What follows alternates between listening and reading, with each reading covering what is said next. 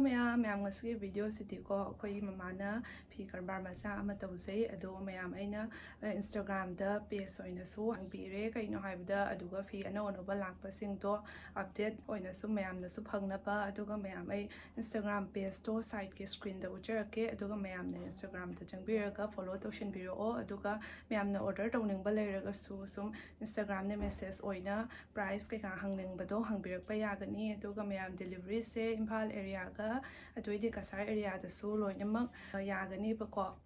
aduga mayam hauzi yumda laijaba phi ano ono putharakpa khara laiyabako adu singa mayam da sum ujarake ahanbai oina hauzi mayam hauzi lairiba phi se polyester suit ka polyester gi fiduk ngatane bako ado mayam na pamba phi singso order tobiraga haibirakpa yagani aduga machu so haibirakpa yagani mata kisina fiduk matani asena lightin khorembada su phazarani asena cha machu haigadra se machu su yam phazabani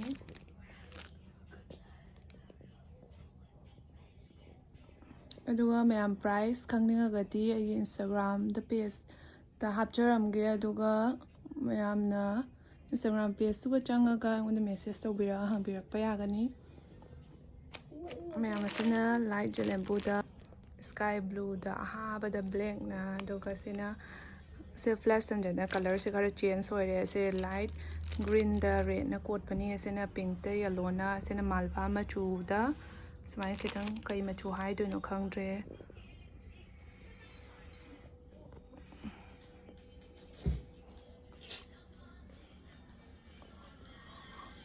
mayam aina video nami aduga ijan nupi na black sup chalaga katna lodi udana bahaina ko phapung te hokolo ina hai mise man black and nu sup chanjera ke ko mai masak se lochara ke no mayam yu tawri ba phibam se bana black sup chandana 130 se hey tawru re mai mit kari na chikki bano khangdi am kanna swai se pom ye to ma se video da yaw tre